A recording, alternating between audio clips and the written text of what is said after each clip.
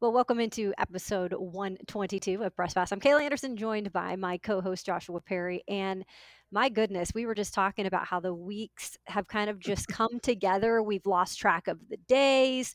And I know that you have gotten back on social media though. So maybe that's why. Maybe you're so busy on there now answering fans and biting back at them about hot dogs and Yeah, stuff. so I kept it light heading into the week because I was I was getting after some of these new voter laws over the Yeah. weekend, and I just don't have the energy to pour into that. So we moved it over to a hot dog debate. Does Who ketchup started that? belong on a hot dog?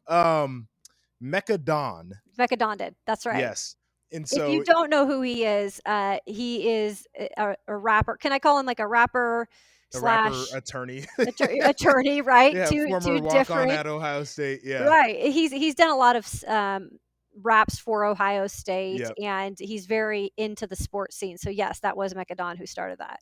Yeah, and so basically, what it came down to is he said that ketchup belongs on a hot dog, and that was the end of the debate. No.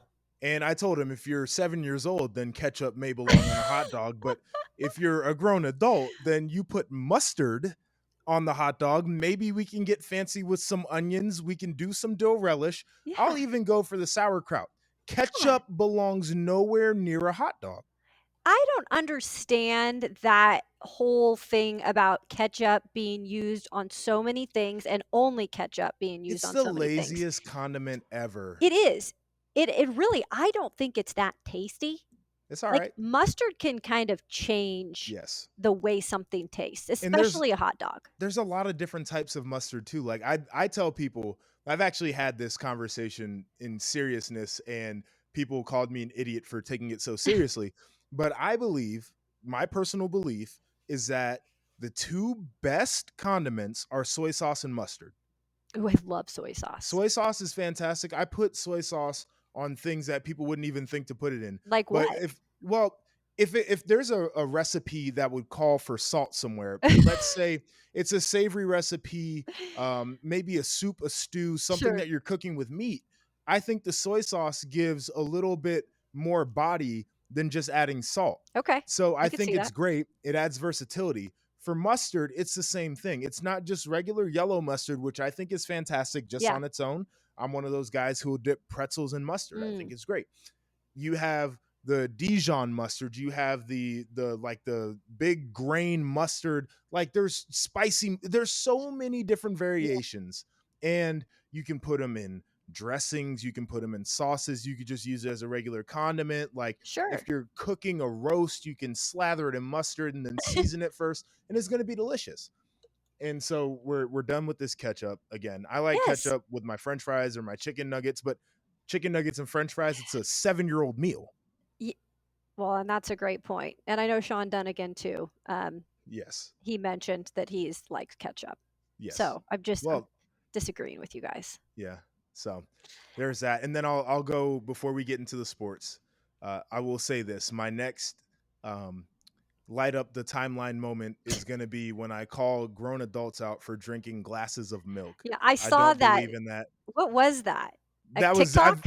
I've put that on my timeline a million I've seen it times. 80 million times this week, and Yeah, I thought I had was gonna watch it, and then I got distracted. yeah. So I don't know about the TikTok. I'll go find it because I'm a big believer that people just in general should not drink cow's milk. But if you're an adult and you're drinking cow's milk, I really have to question, Mm, like, are you mm, actually an adult? Like, who's sitting there looking at a glass of milk thinking that no, it's actually tasty, because no. it's not. I got in trouble when I was a kid because I would not finish my glass of milk at the table, and that was when I was a kid. Yes, I would pour it down the drain eventually. sure. The only time that I would, drink milk is if I put it in cereal. Yeah, and I get that, right? Cereal and milk, totally understand. Yeah, But it's not just like, oh, on its own that's a glass of disgusting. milk. It's weird. It's gross, and the texture is gross. Yeah, Okay. and the milk was never really made for us, but that's a different conversation for a different day. Look for that on Joshua's timeline later this week. Yeah. Um, hey, we are here to talk some college football, right? That's after all, that's what we're here to do, but we like to have some fun as well. So, spring football is in full swing, Joshua, and you've spent plenty of time at Ohio State doing the whole spring football thing. And I wanted to bring this up and pick your brain a little bit because I think people hear spring football and they're like, oh, football's back, football practice is back. But when you really think about it, while these teams are practicing, it's a little bit different for every program. And when you look at it, what's really the biggest thing you get out of spring football? So that's a really good question. And I think this year is very different than other years of spring football because you have now a couple of classes of athletes that have not ever participated in spring football. Typically, the freshman class would not have participated in spring football because they wouldn't have been there in the spring, they enroll in the summer. Okay. But since last year's spring was canceled, now you have a freshman class and a sophomore class, or I guess you have 2 years worth of student athletes who have I never know. That's completed crazy. a full spring Yeah. practice. And so this is the time of the year where teams really get to focus on the fundamentals of playing football. Mhm. Typically, it's basic installation of your offense and defense. You don't get too far in the weeds Mhm. on the different concepts because you have young players that you're trying to develop just as football players. Regardless of what the scheme says, you want them to become better players. And the fact of the matter is, you don't know how your game plan is going to change week to week during the season anyway. Sure. So you just want to make sure all the base concepts are learned. It's a very physical time of year as Mhm. well because I hate to say it like this, but if a guy gets hurt during spring practice, he's probably going to be back during the season if Yeah. you can rehab him properly. And so a lot of teams will end up throwing pads on for a scrimmage on a Saturday during the spring. You'll have multiple of those. And it's a great opportunity for coaching staffs to get a controlled environment that is very competitive Mhm. to allow for evaluation of players. I hated spring ball as a player. I thought it was one of the most miserable times because you're practicing. It's rough. The practices can be long, and there is no light at the end of the tunnel. It's like doing chores all week and then you don't get allowance at the end of the Oh, week. There's no game, yeah. so you're just out there practicing. But coaches really love it. It's a time for them to develop their teams. It's a time for the athletes a lot of times too. You've been putting in all that work in the weight room. Like, go see what you look like on the football field in the Yeah. spring. Is it in any way intimidating for some players? Is it stressful for some players knowing that they are separating themselves sometimes in spring ball a little bit more than others? I just wonder as a player how much pressure you put on yourselves in spring ball compared to like practice right before the season, camp type of It stuff. it, it can be both very stressful. And it can be one of those situations where guys are starting to feel that pressure mount. And I'll put Mhm. it like this: um, during fall camp, there are a lot of position battles and competitions that are going on, Yeah. but they're going on through the lens of how did this player perform during the spring? Because Mhm. if it's still close at the end of camp, they're going to look back and say, okay, well, what does the body of work look Sure. like? Like, who can we trust the most, essentially, is what it comes down to. Yep. If you're a veteran player and you feel like you're running out of time, that's where it can become really stressful. Yeah. Just because you have to make that impression. And by that time, they're probably onto the evaluations of the young players they really haven't seen a ton rather than a veteran player. So that's really tough. And then the other thing that you get, which can be very difficult for players Mhm. in the spring, is position changes. Um, Oh, you know, yeah. Ohio State's got a couple of guys right now who one is moving from wide receiver to tight end. And you've got another guy, Demario McCall, who's a super senior. He's been around Ohio State forever. They're moving him to play corner on defense. He was a wide receiver for the 4 or 5 years he's already been at Ohio Talk State. about losing Um, sleep. yeah, and that's tough. It's really tough. But the thing about spring ball is, as much as you're competing and you're trying to put your best foot forward, Mhm. if you're going to make a mistake, make it in the spring Yeah. because there aren't the games, right? Right. The coach feels like he can, if you mess up in practice, he's going to put you back Yep. in because you have to get better. If you mess up in practice during the fall, coach says, I'm not giving you reps because I'm not putting you in the Mhm. game. And so that's kind of the difference there too. Do they provide you with things to de-stress, to maybe relax when you have some time? downtime during spring Sure. football? I mean, what are the types of things that you would do to keep your mind right as a player? I'm always interested in that and what they provide you with too. So spring ball is very different because you don't practice every day of the week for the 15 practices. They space them out Hmm. so they can have more time with meetings and everything else. Sure. So if it's a typical lift and meeting type of day, it's going to be way less stressful. And you would hope that your coach can sense the stress levels in the room and can speak to that when you're doing the film breakdowns instead of being really high pressure. Like, hey, you know, let's all relax. Let's just talk about this tape. Let's Yeah. watch it. Let's try to learn from it. Which, when I was at Ohio State, Luke Fickell was one of the best in terms of feeling what the players needed from Sure. him. The other thing that comes along with that is a lot of times there will be a Friday scrimmage or a Saturday scrimmage, Hmm. and you won't have to come in if it's a Friday that Saturday or Sunday. Or if the scrimmage is on a Saturday, you'll have the Sunday off. Okay. Um, so you have the time to get away.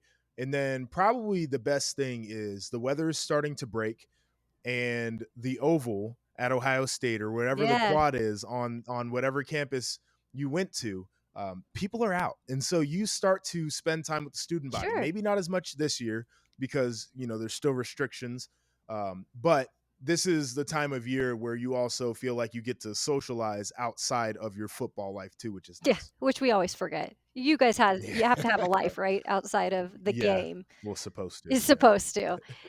It's great insight. I mean, I'm curious about it. I always like to utilize the fact that you played college football to kind of go inside the mind of a player, what it's really like, because we can always just look from the outside covering a team and say this Sure. is what's happening, but it's hard to really get the feel for what these players are going through during a time like that. So we'll bring in some more things as spring football starts to progress, and hopefully we can talk about some of these scrimmages as they happen, some of these spring football games that are going to be happening soon. It's crazy how things are just like that. I mean, Time time. flies when you're trying to exit a pandemic. Right? Oh, that's a good one. I like that. So You can I borrow that. I was doing a little research today and I came across an article from Fan Nation. And the name of the article was Does Michigan Have a Transfer Problem?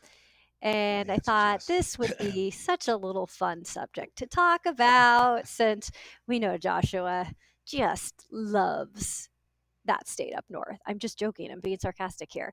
So, anyways, the article was going on to say since January of this year, there has been somewhere between 5 to 7 players who would have likely played in 2021 for the Michigan Wolverines that have decided to leave the program.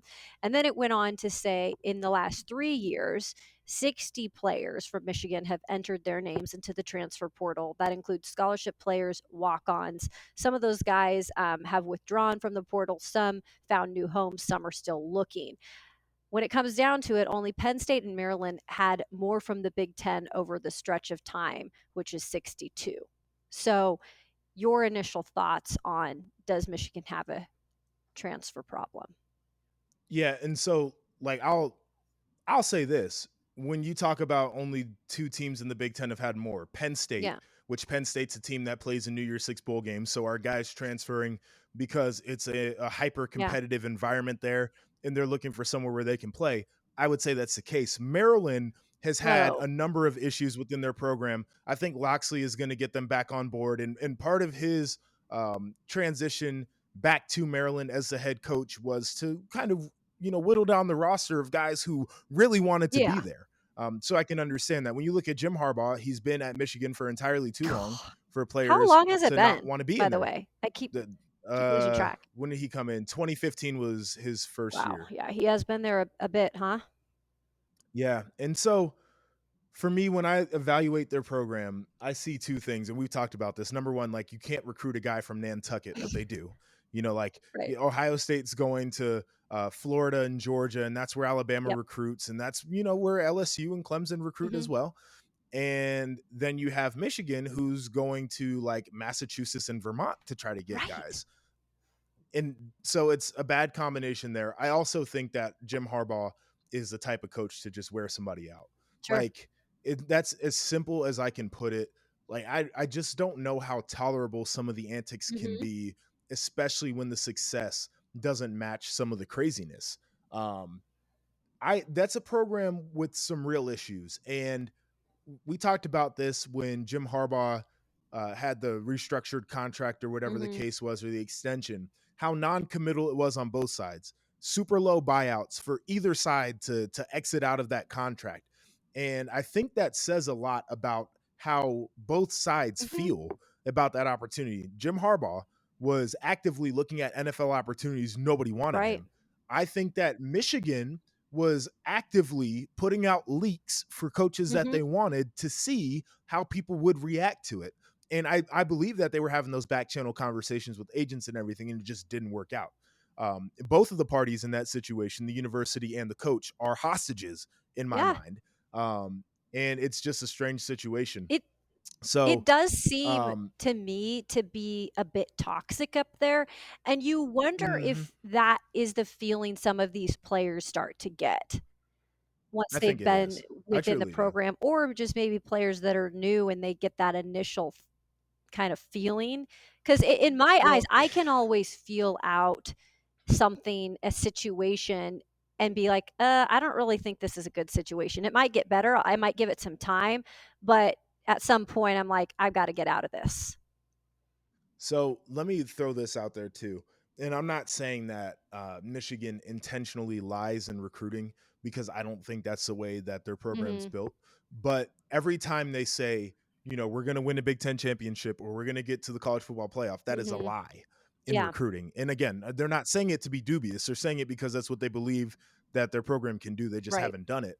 And I think as a player, the idea that you were misled about what a team could do or what kind of success you could have also plays into the fact that you would want to maybe look at another Mhm. opportunity. So, how many of these guys feel like they came to a place that is a very historic, very traditional program, and they're not reaping the benefits of being in a Yeah. place like that? The Michigan has sent a handful of guys to the league, but they're not doing it the way that their rivals No. doing it. I mean, you can look at Michigan State and you can look at Penn State and some of the other teams in the Big Ten who are sending players Mhm. to the league and be like, okay, I could have gone to any of those other places and I might have had more success as a player. I might have gotten a bowl Yeah. victory, some Sure. jewelry as you leave. And that's part of the Yeah, and situation I too. just think when you talk about Michigan now, it's not in the way that you're saying, "Oh, so and so came out of Michigan, now is in the league and there's so much success," like you were saying. You hear about that. They got Tom Right, Brady and that's it. we're going back to Tom Brady always. And speaking Yeah. of quarterbacks, and we've talked about this numerous times, I also think there's an issue there with just not developing players, and Kayla. specifically with the It quarterback is position, you know? it's a bad deal. Like and I'll say, like, I think that they have recruited some questionable players in the secondary, but they have not Mhm. maximized them. So that's on the coaching staff 100% to bring players in and then make them not look as good, right? But I think that they have hit on talented Yeah. quarterbacks just in recruiting. They have not Yep. done a damn Yep. thing with them. And Shea Patterson was supposed to be this guy, and then even the latest Yep. Joe Milton, and he's in the portal. Golly. Like, I mean, come on now. It's a real issue. And when your head coach it'd be like Urban Meyer having bad wide receivers or Ryan Day not being able to Yeah. coach a quarterback. That's a bad Yeah, a situation. situation that's not getting better, but yet it seems like Michigan's just tolerating it, which in my eyes means that they're putting their program back further and further. But that's their They are problem, not 100%. ours. Yep. So we I So know, right? snarky. I guess it's just because I'm feeling confident today in my work gear, you know. Uh, Usually I'm hair up, no makeup, but a gal gets there we dressed go. up a little for work, and you got some confidence going here. So, leading up to the draft, we're going to give our breakdown on some of the players we like. Some players maybe that just have interesting stories or connections to former players in the league. So we're going to start today, and I'm going to throw it to Joshua to kick it all off. And you have a player that I have actually done a little bit of research on because the Tennessee Titans could be looking for a wide receiver in the first round. And this guy you're going to bring up Yes. is a very popular name out of the Big Ten.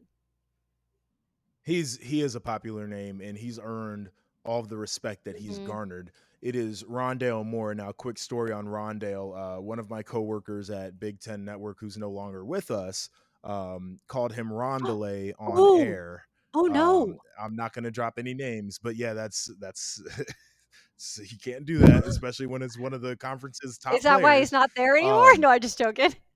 that's well, part of the reason, but I'll continue. Rondale Moore was one of my favorite players to watch. The biggest issue is we didn't get to watch him a Yeah. ton because he was out with the injury in 2019, and then 2020. It was a shortened season. Then he spent a lot of it on the Yep. sidelines recovering from injury.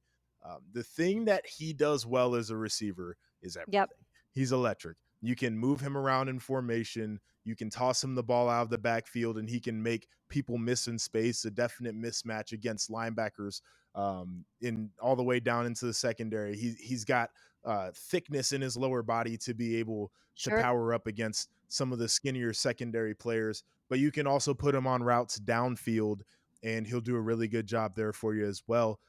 He tracks Hmm. the ball really well. Natural hands as a wide receiver. I am very impressed with him. Now, if I'm gonna do this properly, I got to do the Yeah. No, knocks that on him. that's what we want. Absolutely. Yeah, I've got no on-field knocks Sure. basically. Like Okay. I'm impressed with everything he does on the field. He was unguardable in the Okay. Big Ten Conference. Um, the biggest issue for him are probably two of the biggest issues that you would hate to Uh-oh. have as a player of football. Is he's a Okay. smaller guy at Yeah. 5'7", 180. So like I said, 180 at 5'7", though he's a thicker built guy. He's short. Yeah. Thick legs. Um, the other thing is the injury Yeah. history. So you're a smaller guy and Yeah. you have an injury history. That's definitely going to turn some teams off. I think he is a first round talent 100% of the way, probably ends up being a second Yep. round pick just based off of the fact of the two knocks on him. But I'm going to give you a couple Okay. of stats real quick and then we can move on to your player. 4.29 at Pro Day in the Holy 40-yard dash. He's smokes. fast as hell. Yeah, I'm 429? not shitting you. He is unguardable. He is so fast. And then this is what makes up for the height issue is he had a 42.5-inch vertical. So he's unguardable because he's fast. And then he can climb the ladder and go Yeah. up and get a ball Got if he hops. needs to. So there, I mean, if you can talk yourself past some Yeah. of those objections about his physical stature, you're Hmm. gonna get a really good player. Can he hold up in terms of injuries will be a question. I think, like I said, first round talent, the questions might drop him into the second round. If he is selected in the second round, it's a steal. It's And 100% a that's, steal. this is what these teams, it's what they do, right? They've got to do the bad, the good, the ugly, and they've got to figure out because nobody's perfect, right? I mean, there's players Right. with incredible upside and not as much to, be deterred about, but for the most part, players are going to have their pros and cons. It's just a matter of will that player fit into your system? And if they fit into your system and a team really likes you, they're going to go with you. So you're right. I That's it. mean, he could be a real big steal there in the second round if he doesn't end up going towards the bottom of the first. So I'm going to go with somebody on the defensive side, and you might be familiar with his father at least. So I'm going with Yes. cornerback Asante Samuel Jr. Of course, his dad, a four-time Pro Bowler, um, pretty well known guy in the league, played a lot of years, and this kid is also small. So you were talking about a smaller guy. Um, some teams like those longer cornerbacks, but there have been guys out there like the Honey Badger who have proven that they can Sure. be a threat at that position and not be the biggest guy because it's all about how you play, right? If you play bigger than what you Right. are, then you're going to find success. So this guy, 5'10", 184 pounds, but again, I like the fact that his dad played. He kind of has that mentality. You know how that is usually when you have somebody, a sibling or a father or mother that played, you're going to have that competition, that natural competitive nature about you. But so you would look at some smaller corners like we were talking about and say they aren't aggressive enough to defend against the run. And everything that you've read and seen about Samuel is he doesn't hesitate to go up against these bigger guys, these stronger wide receivers. He's extremely physical. And so I just like that that's mentality that he naturally has. And also, he's shifty, right? I mean, he's got speed, the ability to change directions, which is always important in a cornerback to kind of be able to Mhm. shift. So you look at this guy, he might not be a first rounder, but I think that he could definitely be a great addition to the right team in the second round. So let's talk about a couple of things you said. The Mhm, size thing, right? Everybody wants the 6'1", mhm. 6'2" Yeah, corner nowadays in football. But you talked about his quickness. When you get a 6'1" or six mm, foot two corner, they're probably going to be a higher cut guy, and what that means is that their center of mass is going to yeah, be higher off the ground. And any of you who were physics nerds in high school would know that makes it harder to change directions the further the center of yeah, mass gets away from whatever that anchor point is. And so for a guy like him, his quickness and his agility is going to be a big upside. His ability to mix it up and bring the physicality mhm, is going to be an upside. But I think in the evaluation process, this is going to help him out probably more than anything. Your dad was not just a yeah, pro, but he was a great pro. And when NFL teams evaluate players, one of the questions that they ask is, can they handle being a true. pro, or do they have what it takes to mentally make that transition into Mhm, becoming a professional player? And when you have a, like you said, a sibling or a father who was not only a pro, but they were a yeah. an elite player, then that answers some of those questions about that person's ability to transition into the I agree, professional and game. that's a great point. It makes you just feel a little bit more comfortable with all the other things that go along with off the field and the mental part of the game. Mm-hmm. Just because Mm-hmm. you probably have been around that person for all your life, and it's only natural for you to pick up those tendencies. And some of it is just natural, in my Yes. opinion. So yeah, these are two guys that, like we said, probably will go more so in the second round, but that's why I think it'll be fun to bring these prospects to the table every week, because when you're watching the draft and you see some of these players go and maybe they'll go to your teams, you can be like, oh yeah, I know a little bit about this guy.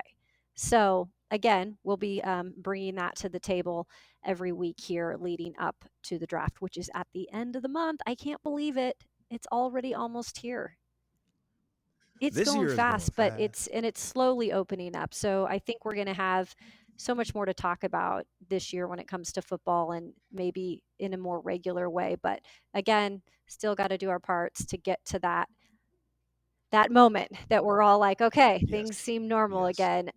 Well, we appreciate you guys again hopping on, listening to another edition of Press Pass. Joshua, where can they go to find you, my friend? You can find me on Twitter and Instagram at RIP_JEP. If you want to talk about hot dogs, that's cool. Right? If you want to talk about Ooh, milk, we can and do the that too. two together too. You just said those. That just sounds Isn't that, so don't they do bad, that in the right? hot dog eating contests where they have to, like, they dip it into, well, I guess it's water, but The- some of them I well, some of felt, them do like I know. juice or lemonade Ooh, or whatever. Well, the water probably looks that's milky just from all exactly the what it's, dipping, which I is mean, that is an awful yeah, combo.